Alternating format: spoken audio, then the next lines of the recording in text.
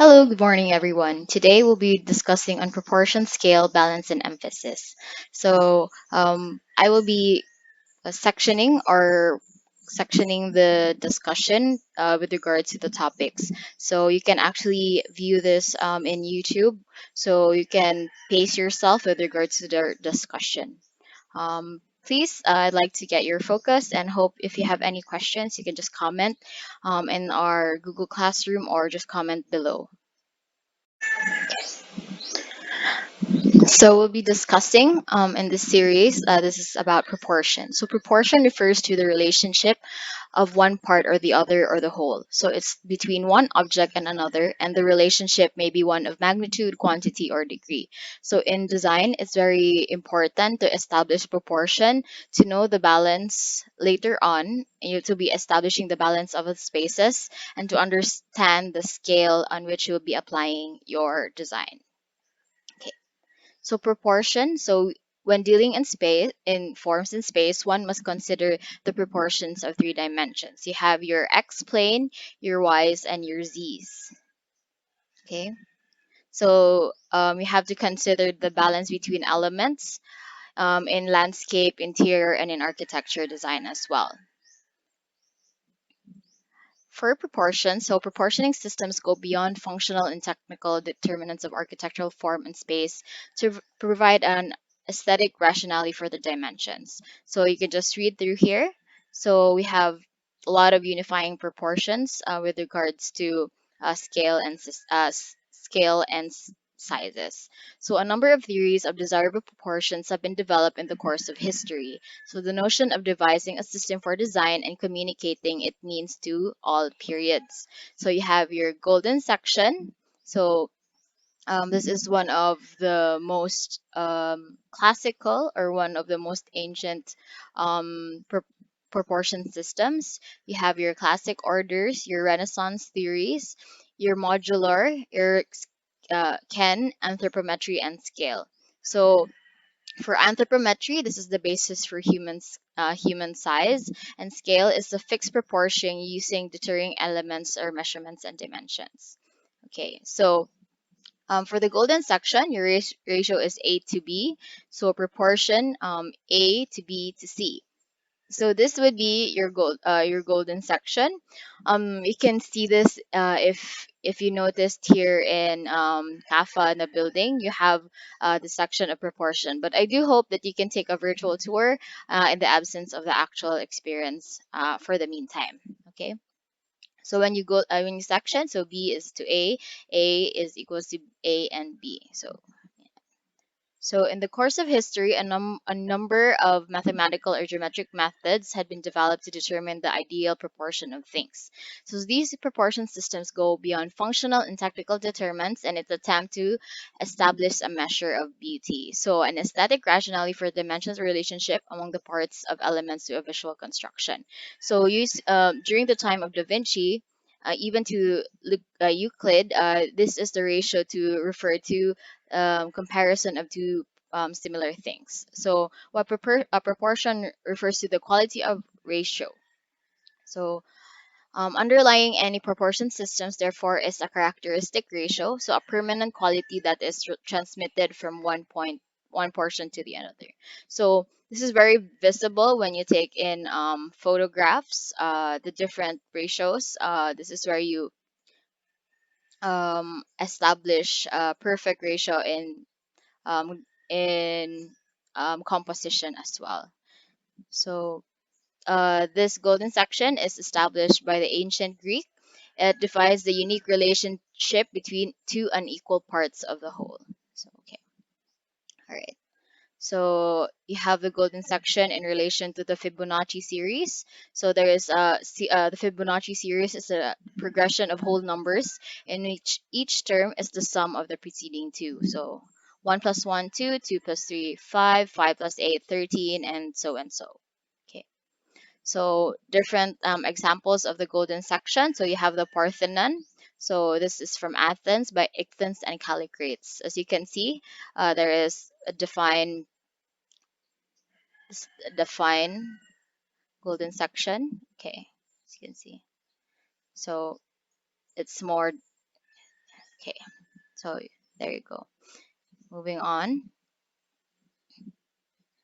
So another example. So this is a visual example of a golden section. So there you go. So it's time and time are repeated in the design. All right. Okay. So as you can see, just draw a thicker line. All right. So you have that and the sectioning. All right. Even the sectioning. Okay. So you have your proportions and classic order. So this is regards to the Roman perspective and proportion. So you have your Tuscan, your Doric, Ionic, your Corinthian, and your composite. So the change in the scale. So this is your in regards to proportion. So, your classical order, so you have your Vitruvius or rules for diameter, height, and spacing of columns. So your pycnostyle, your systyle, U-style, and diastyle, 3D, or aerostyle. So as you can see, the various rules for diameter and height. So given you have thinner, so the proportion there you have thinner columns, so you go for a higher, so then in proportion. When you systyle, so you have um, a, a decrease in height, so you increase the level of depth. Moving on to U style, so shorter length, longer displacement or spacing of the columns. And also you have your diastyle, so this is 3. So the shorter and the longer or the wider the spacing, and you have your aerostyle. So you can actually see this in different various applications in architecture and interior. So you have to adjust the scale the adjust the scale as to the height and to the width of the measure of the elements.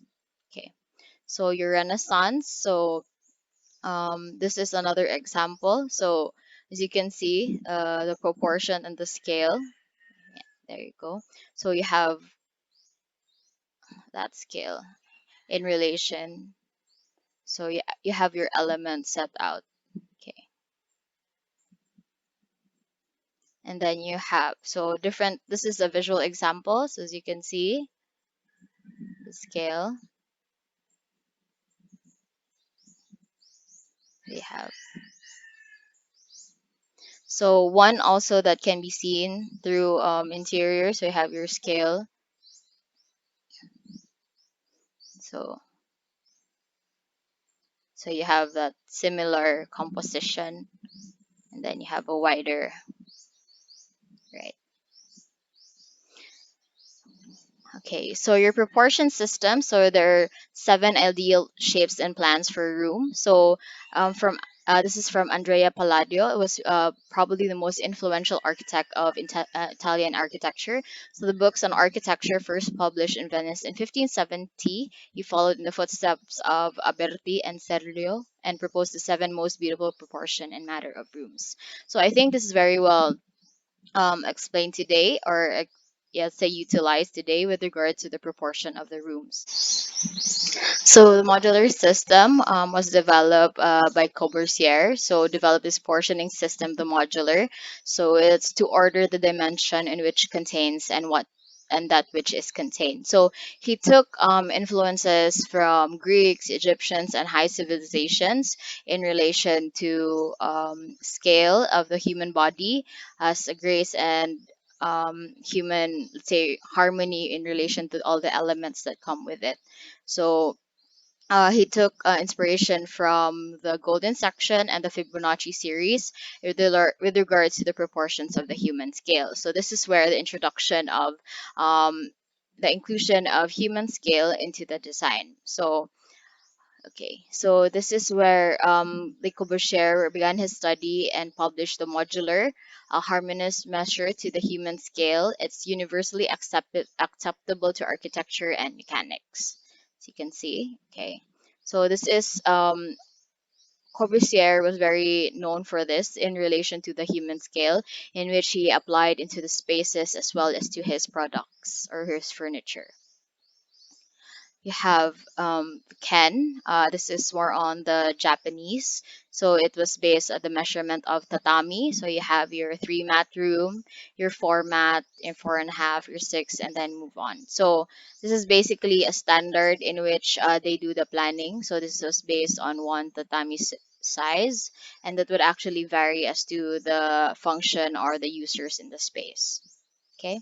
And then you have lastly your anthropometry. So this is a measurement on the size of proportion of the human body.